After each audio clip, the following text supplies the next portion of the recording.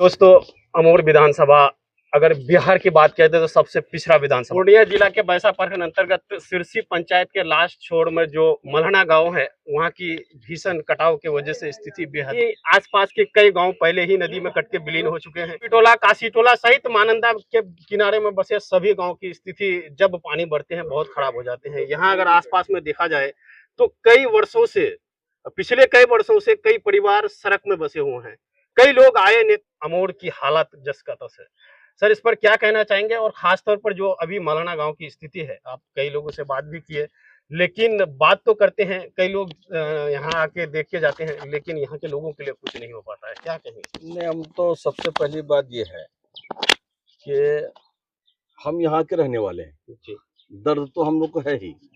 ये हम लोग अच्छी तरह से जान रहे हैं कि महानंदा नदी, कनकई नदी, पनार नदी, परमान नदी, ये सब नदी जो है हम लोग को तबाह बर्बाद करता है।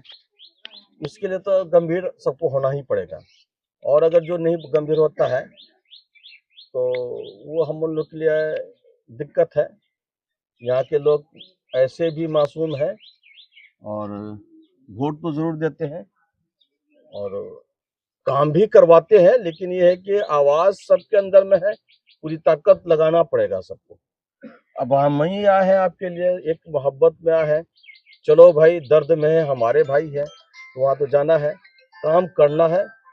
और जहाँ तक इतना महानंदा में जो अभी कटाव हुआ है, जो डिबरी गांव हो या मतलब मल्हना गांव हो, मल्हना चिल्हनी, जयरामपुर टिटिया भी कट रहा था एक जमाने में, वहां पर भी हम काम करवाया था।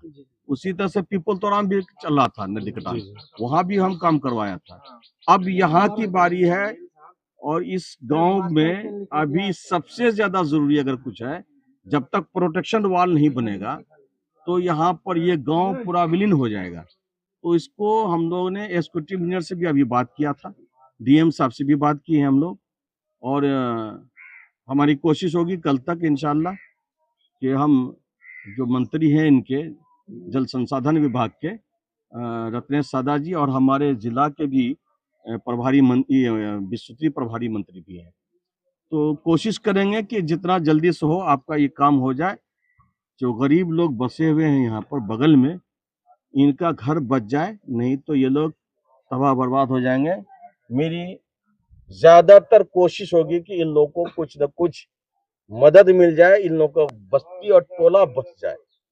क्योंकि यहाँ भी आए हैं तो एक मदरसा के टीचर थे, बेचारे दुनिया से चले गए, मास्टर जमील साहब, और वो अपनी जिंदगी में यही एक मकान बनाया, उनका मकान भी जा रहा है, बगल में और सब जो लोग हैं बसे हुए, भाई भी चले गए और सब लोग भी बसे हुए, इधर भी बसे हुए। तो इस सब का बचाना जरूरी है।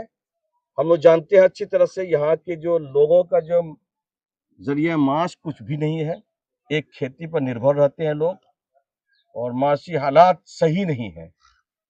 इस पर तो गंभीरता से हम लोग काम करेंगे इंशाल्लाह।